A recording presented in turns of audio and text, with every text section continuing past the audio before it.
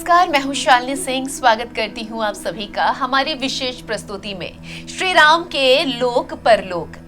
हिंदू पौराणिक कथा रामायण के सभी पात्रों में से कैकेयी एक ऐसी पात्र थी जिनकी रामायण की कथा में बहुत बड़ी भूमिका रही। कहा यह भी जाता है कि अगर रानी कैकेयी ने भगवान श्री राम को वनवास न भेजा होता तो इस कहानी का कोई अस्तित्व ही नहीं होता। इसलिए रामायण की कहानी में उन्हें एक महत्वपूर्ण हिस्सा माना जाता है। आपको बता दें कि रानी कैकेयी बचपन से ही बेहद बहादुर थी। बहादुर होने के साथ साथ वो बेहद होशियार भी थी। और इतना ही नहीं, कहा जाता है कि रानी कैकेयी बेहद खूबसूरत थी। सौंदर्य की धनी तो वो थी ही, लेकिन युद्ध कौशल में भी उनकी चर्चाएं दूर दूर तक थी। अयोध्या के राजा दशरथ उनसे बेहद प्रभावित हुए। फिर उन्होंने रानी कैकेयी के साथ विवाह कर लिया। राजा दशरथ की वो दूसरी पत्नी बनी और साथ ही भरत की मां बनी। लेकिन कहा जाता है कि कैकेयी सबसे अधिक प्रेम राम से किया करती थी। तो आइए आज हम आपको मिलवाते हैं रानी कैकेयी से। आखिर कैकेयी कौन थी, किसकी पुत्री थी और कैसा कैकेयी का चरित्र था, आज हम आपको ये सब कुछ बताने वाले हैं। तो आइए इस संदर्भ में सबसे पहले बात करते हैं कैकेयी के जन्म के विषय में। रानी कैकेयी का जन्म कैकेया राज्य में हुआ। रानी कैकेयी कैकेया नरेश राजा अश्वपति की पुत्री थी, जिस कारण उनका नाम कैकेयी पड़ा। कैकेयी कैकेय देश के राजा अश्वपति और शुभ लक्षणा की पुत्री थी। अयोध्या नरेश दशरथ की कनिष्ठ लेकिन अत्यंत प्रिय पत्नी का नाम है कैकेयी। इनके गर्भ से भरत का जन्म हुआ था। इनके पिता राजा अश्वपति घोड़ों के भगवान थे, इसलिए इन्हें अश्वपति कहा जाता था। रानी कैकेयी का नाम उनके राज्य यानी कैकेया के नाम पर पड़ा। रानी कैकेयी 7 भाइयों की इकलौती बहन थी। कैकेयी बचपन से ही मातृ प्रभाव के बिना रही। कैकेयी के पिता ने कैकेयी की मां को अपने महल से बाहर कर दिया था और यह तब हुआ जब उन्हें ये पता चला कि उनकी मां का स्वभाव सुखी परिवार के लिए अनुकूल नहीं है। इसके अलावा इनके पिता अश्वपति को एक वरदान मिला था कि वे पक्षियों की भाषा समझने में सक्षम थे। अब बात करते हैं रानी कैकेयी और राजा दशरथ के विवाह की। क्या आप जानते हैं इन दोनों का मिलन कैसे हुआ? आखिर क्या कुछ वो घटना थी जिसके चलते राजा दशरथ ने रानी कैकेयी से विवाह किया? दरअसल एक बार हुआ यूं कि अयोध्या के राजा दशरथ को कैकेया नरेश अश्वपति ने अपने महल में आमंत्रित किया। उनके स्वागत के लिए सभी महल के द्वार पर उनकी प्रतीक्षा कर रहे थे। उनकी युद्ध कौशल और महानता की चर्चाएं सभी जानते थे। सभी उनके एक दर्शन मात्र के लिए आतुर थे, क्योंकि राजा दशरथ राजा हरिश्चंद्र जैसे महान राजाओं के समान थे। उनकी देखरेख के लिए रानी कैकेयी खुद वहां मौजूद थी। जब राजा दशरथ की नजर रानी कैकेयी पर पड़ी तब वे उनसे बेहद प्रभावित हुए और उन्होंने रानी कैकेयी से विवाह करने की इच्छा जताई। लेकिन रानी कैकेयी के पिता को यह मंजूर न था, क्योंकि राजा पहले से शादीशुदा थे। फिर राजा अश्वपति ने राजा दशरथ से एक वचन मांगा कि रानी कैकेयी का पुत्र ही अयोध्या का उत्तराधिकारी बनेगा। राजा दशरथ की पहली पत्नी कौशल्या के कोई पुत्र नहीं था, तो राजा ने भी यह वचन ऐसे ही दे दिया। इसके बाद अयोध्या के राजा दशरथ से रानी कैकेयी की शादी हो गई। लेकिन शादी होने के बाद भी कैकेयी मां न बन सकी। इसके बाद राजा दशरथ की शादी सुमित्रा से हुई, जो कि काशी के राजा की पुत्री थी। लेकिन वे भी मां नहीं बन सकी। फिर परिणाम ये निकला कि राजा दशरथ पिता नहीं बन सकते थे। राजा दशरथ के कोई भी पुत्र न होने के कारण वे बेहद दुखी रहते थे। इसलिए एक बार एक यज्ञ का आयोजन किया गया, जिसके बाद रानी कौशल्या का सबसे बड़ा पुत्र राम हुआ। इसके बाद रानी कैकेयी का पुत्र भरत हुआ और फिर रानी सुमित्रा को 2 पुत्रों की प्राप्ति हुई। और सुमित्रा के वो दो पुत्र थे, लक्ष्मण और शत्रुघ्न। इस तरह राजा दशरथ को आखिरकार 4 सुंदर सुंदर पुत्रों की प्राप्ति हुई।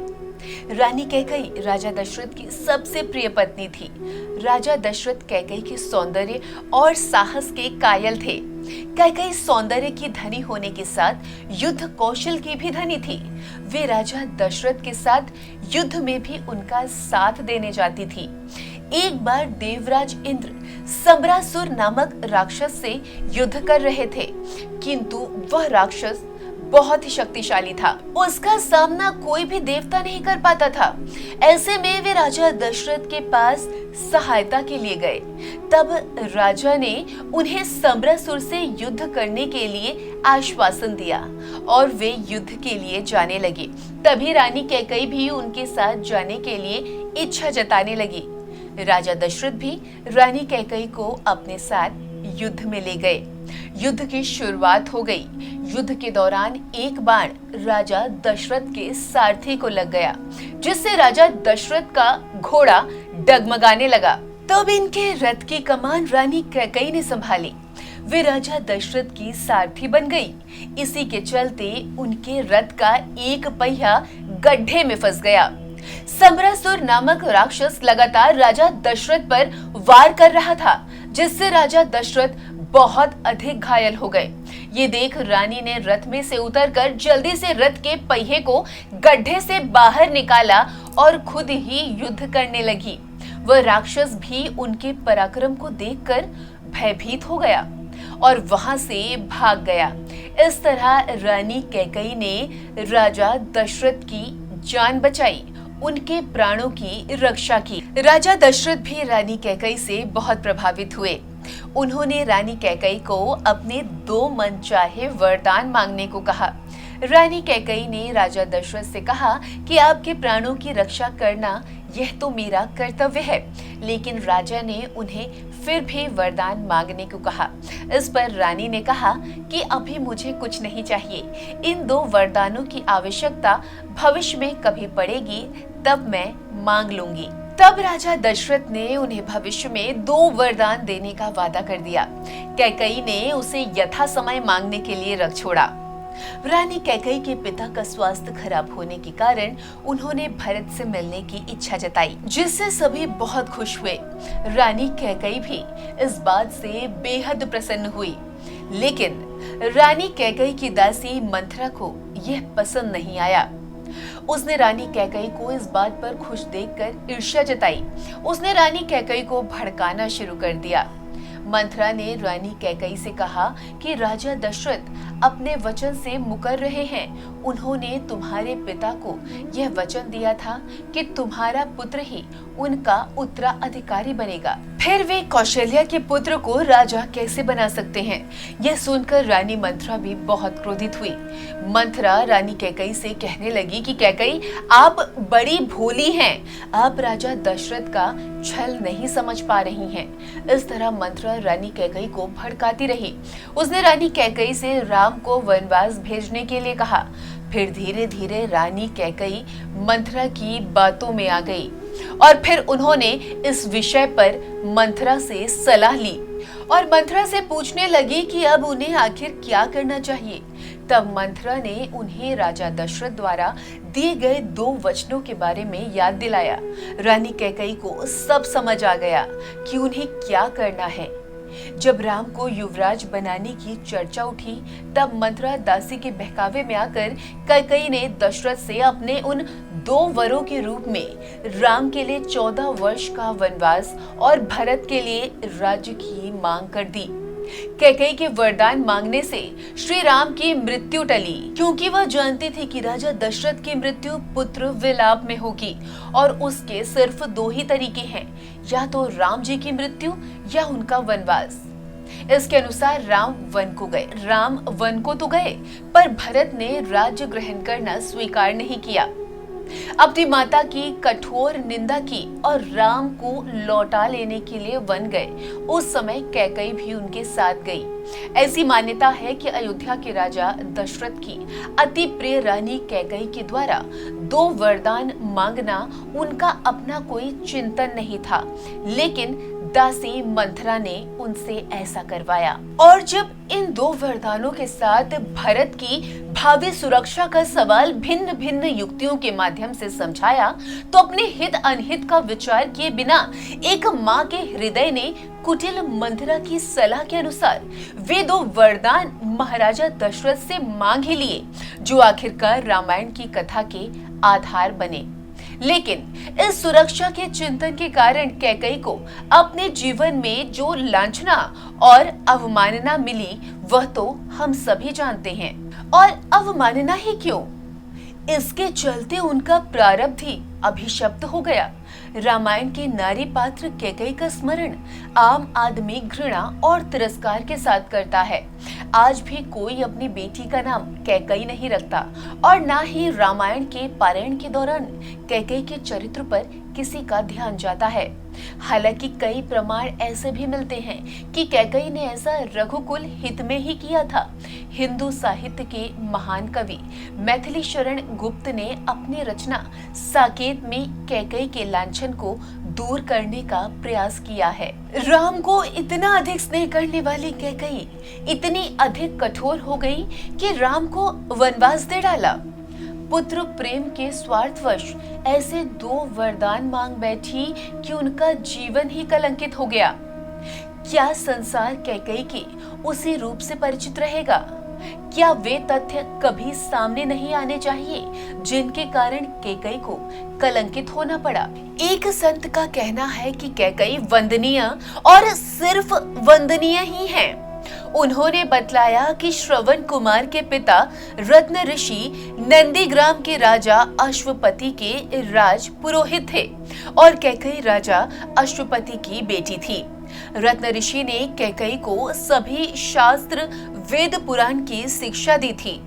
एक दिन बातों ही बातों में अयोध्या नरेश महाराज दशरथ की चर्चा चल पड़ी।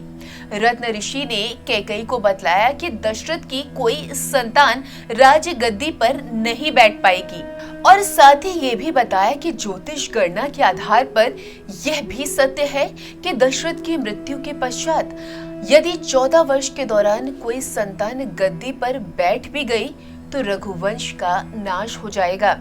यह बात कैकेयी ने पूरी तरह हृदय में बिठा ली और विवाह के बाद भी कैकेयी के मन में यह बात पूरी तरह से समाई हुई थी। और जब राम के राज तिलक करने का अवसर आया तो बुद्धिमती कैकेयी को राजपुरोहित के कथन का स्मरण हो गया और उन्होंने ये निश्चय कर लिया कि वह अपने प्रिय पुत्र राम को रघुवंश के विनाश का कारण नहीं बनने देंगी। और वही हुआ। राम के वन जाने के बाद भी कैकेयी भरत के लिए भी यही चाहती थी कि वह राज सिंहासन पर बैठकर राज्य का संचालन ना करे और यही हुआ। भरत ने राज्य कार्य तो संभाला लेकिन राज सिंहासन धारण ना कर सिंहासन पर राम की चरण पादुका स्थापित कर राज्य का शासन कुशासन पर बैठकर संचालित किया। भरत ने कुशासन पर बैठकर अयोध्या को सुशासन दिया। संत का मानना है कि राम की 14 साल की वनवास की अवधि में एक भी मौत नहीं हुई। इतनी ज्ञानवान और गुणवान और राम को भरत से भी अधिक प्रेम करने वाली कैकेयी कुटिल मंथरा के बहकावे में कैसे आ गई, यह एक प्रश्न उठता है। तो इस पर संत का कहना था कि आप मानस का गंभीरता के साथ अध्ययन करें। मानस का सिर्फ पारायण ही पर्याप्त नहीं। मंथरा की कुटिल बातें सुनकर कैकेयी ने क्या कुछ नहीं कहा। पुनी अस कबहू कहसी घर फेरी तब धरी जीभ कड़वाहू तोरी। और फिर तुलसी ने एक दोहे में कैकेयी के मुख से यह कहलवाया, कान खोरे कुबरे कुटिल कुचाली जाने तिय विशेषी पुनिचेरी कही भरत मातु मुसुकानी।